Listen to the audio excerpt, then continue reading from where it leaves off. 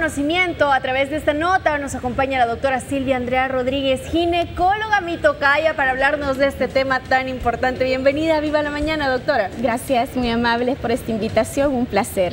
A ver, le platicaba yo previamente a la doctora, fíjese que yo todavía no tengo la bendición de ser madre y me surgen muchísimas dudas acerca de la cesárea. Y la primera de ellas quizás sería, ¿la cesárea es un recurso que se toma como de urgencia, de última instancia, o es algo que ya se puede predeterminar según, como decía Luciana, en la posición que venga el bebé, o factores predisponentes que tenga la mujer para ser candidata a una cesárea? Bueno, como tal, la cesárea pues es una vía de parto, ¿verdad? Con indicaciones prácticamente precisas. Hay indicaciones maternas, hay indicaciones fetales y hay indicaciones propias del tracto del canal vaginal. Por excelencia, el parto vaginal sigue siendo pues la mejor vía con complicaciones específicas menores, ¿verdad?, de un parto vía abdominal. Pero que sí podemos nosotros programar una cesárea electiva, pues claro que sí, como ginecólogos y expertos tenemos la capacidad de poder saber si un bebé puede nacer vía abdominal o puede nacer vía vaginal.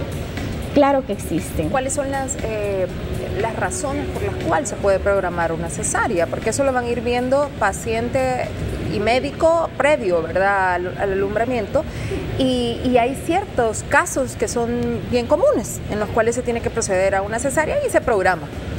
Bueno, casos comunes podríamos hablar de la posición fetal.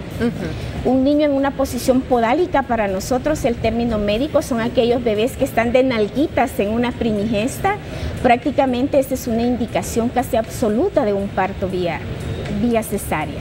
Otra de las indicaciones prácticamente absolutas es cuando la placenta está colocada delante del canal del parto, que imposibilita un parto vaginal. Y esa es una indicación absoluta de una cesárea prácticamente conocida desde etapas tempranas del embarazo. Las posiciones anormales no solo es la posición sentada, sino que son las situaciones transversas de los bebés, que a veces cómodamente se ponen en posiciones de hamaca, ¿verdad? Y esas son indicaciones prevenibles, son cesáreas selectivas programadas, como condiciones graves de la mamá, como por ejemplo las mamás cardiópatas, ¿verdad? Existen esas cardiopatías que no pueden soportar la hemodinamia de un parto vaginal, y esas prácticamente son cesáreas, aparte de considerarse de muy alto riesgo, con vigilancia estricta, son cesáreas programadas en el tiempo, a cierta edad gestacional y con hemodinamias compensadas de la madre. Esas son como las indicaciones más propias de cirugías electivas, ¿verdad? El procedimiento de la cesárea, habrá muchas mujeres que le tienen un poco de temor por el hecho que se abre, claro, en este caso a la paciente. ¿Cómo es el proceso, doctora? Ahí estamos viendo un poco las gráficas, miren, que nos mostraban esa herida y como diferentes capas de la piel. Mire, prácticamente pues a mí no me gusta llamarle procedimiento porque no es un procedimiento, es un acto quirúrgico mayor, ¿verdad? Donde obviamente se hablan de complicaciones mucho más fuertes que en un parto vaginal. La pérdida sanguínea es mayor, la vigilancia de partos posteriores es de mayor alto riesgo, ¿verdad? Complica de alguna manera. Pero la recuperación es más. Pero también existe aquel debate hoy en día de nosotras, ¿no? El hecho de tenerle miedo a un parto vaginal. ¿Qué hay de aquella indicación cuando es una solicitud expresa de una madre de, doctora, no quiero parir, o sea, tengo miedo a la famosa episiotomía o al corte que hacemos, tengo miedo al dolor, ¿verdad? Tengo miedo a mis disfunciones sexuales posterior a un parto vaginal, tengo miedo a la incontinencia urinaria, a que haya un trauma en mi canal y que mi función sexual sea alterada, ¿no? Entonces, todavía son debates éticos entre eso, si las mujeres tenemos la capacidad de decidir por dónde parir o tener a nuestro bebé, ¿verdad?, sin una indicación médica específica. Ahora, me llama muchísimo la atención lo que nos acaba de mencionar, porque muchos son temores, miedos, y los miedos sabemos que el 90% están en nuestra mente y solo un 10% se pueden llegar a cumplir. Exacto. ¿Qué tan real es todo eso que nos mencionaba, como esas consecuencias de un parto vaginal? Pues claro, o sea, mire, hay estudios y muchos que sostienen todas las complicaciones, ¿no? O sea, los traumas del canal del parto en un parto vaginal, pues obviamente existen en porcentajes muy pocos, pero se dan. Disfunciones sexuales posteriores como el dolor al iniciar el acto, el miedo de la paciente a iniciar nuevamente su vida sexual por miedo al trauma, al dolor, a lo que sea, obviamente sí.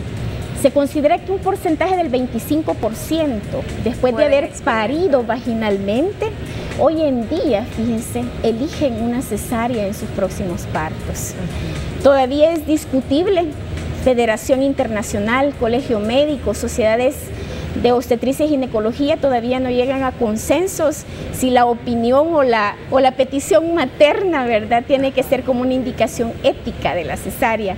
Pero aquí estamos, o sea, médico, ginecóloga, 3 cesáreas, ¿verdad? Considero de que la indicación tiene que ser muy clara, una indicación médica, pero que no podemos excluir, la elección también de una madre y su derecho a exigir de qué forma quiere parir a su bebé, ¿verdad? Fíjese que me llama muchísimo la atención lo que usted menciona, porque yo habría creído, como le pregunté al principio, que la cesárea era un recurso médico que se tomaba en casos extremos, en caso de que la mujer no pudiese dar a luz por vía normal.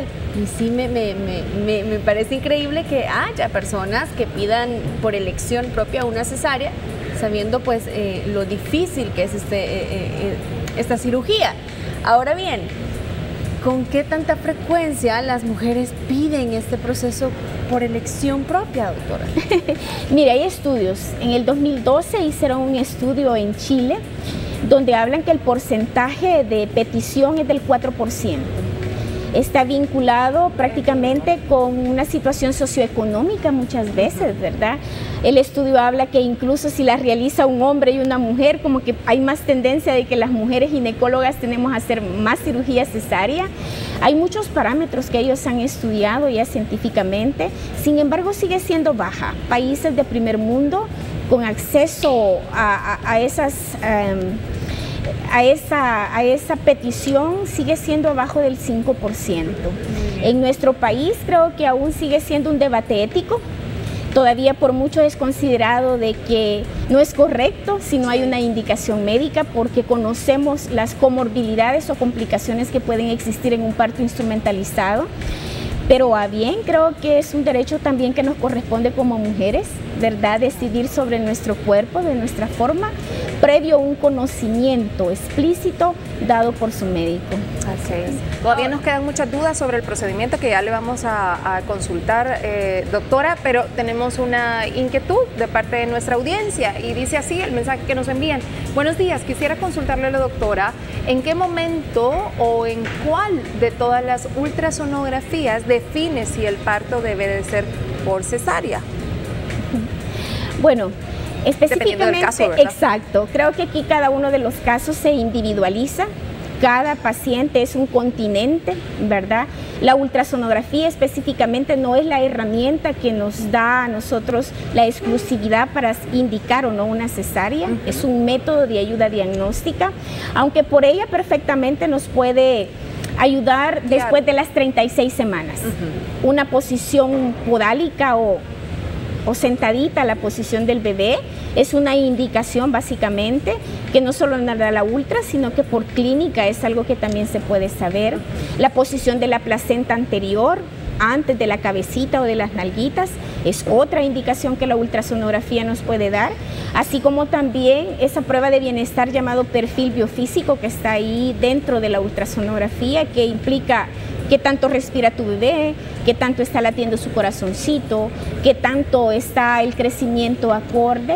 Son las cosas que nos ayuda como la ultrasonografía, como herramienta de ayuda diagnóstica para nosotros poder indicar una cesárea de esa forma. Otro de los casos, me imagino, doctora, donde también ya se sabe que será una cesárea, es cuando la cavidad pélvica de la mujer es demasiado pequeña, estrecha. La estrechez pélvica. Y realmente el bebé pues no va a salir, no va a dilatar lo suficiente y sí ya se indica una cesárea por esta Exacto, o es un bebé demasiado grande, esos niños macrosómicos, ¿verdad? Arriba de 4.000, o son aquellas, por ejemplo, el parto en adolescente, ¿no? Sí. Estamos nosotros teniendo un alto porcentaje como país de partos en adolescentes, niñas abajo de 12 o 10 años, que sin un buen desarrollo todavía de su esqueleto óseo, su desarrollo sexual, ¿verdad? Prácticamente son pelvis pequeñas, pelvis estrechas, donde básicamente no se puede, ¿verdad? Así es, doctora. Doctora, nada más una duda. Si bien una cesárea puede ser programada, o sea, podemos ver un panorama en el cual se deba de indicar esta vía para dar a luz, puede procederse en una última instancia porque un parto vía vaginal no se está dando. Claro. Deja de ser una cesárea electiva y se convierte en una cesárea de urgencia o de emergencia. En el caso es el sufrimiento fetal agudo, que básicamente es la alteración de la frecuencia cardíaca fetal, ¿verdad? Como una hipoxia fetal. La otra indicación es un prolapso del cordón umbilical a través de la vagina, es una emergencia, urgencia, ¿verdad? El prolapso de algún miembro, el sangrado por alguna porción de placenta o el desprendimiento prematuro incluso de la misma placenta, son condiciones que nos llevan a nosotros a actuar de forma emergente, ¿verdad? Son las famosas cesáreas de urgencia. Doctora, cerrando el tema, yo creo que a las que están planificando ser mamis o están en este momento ya esperando a su bebé, no hay que tenerle miedo al parto. Si bien mencionaba usted ciertas consecuencias que puede tener no son eternas, duran un par de meses y luego todo eso cede. Exacto.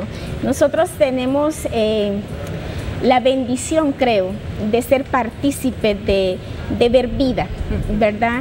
El Hospital Nacional de la Mujer, que es el centro de referencia nacional, ¿verdad? Su índice de cesárea es del 33%. Prácticamente para nosotros las complicaciones que se pueden dar son muy bajas, ¿verdad? O casi nulas en manos expertas, ¿verdad? Así que, pues no, a buena hora. Creo que tanto lo mejor siempre es lo natural. La cesárea es la alternativa idónea para disminuir las morbilidades siempre maternas o fetales. Lo ideal es siempre entregar un bebé sano, una mamá sana, y creo que ese es el objetivo de cualquier vía que se elija en el momento. Muchísimas gracias a esas mamitas que están a punto de dar a luz y que en estos momentos pues están conociendo un poco más acerca de este procedimiento, y también a todos los médicos ginecólogos que les toca esa labor, como decía usted, y se nota la pasión con la que hacen su trabajo. Así que felicidades. Sí, gracias, muy amable. Gracias por acompañarnos esta mañana, doctora. Siempre su casa viva la mañana. Nosotros continuamos con más. Nos vamos con Mario.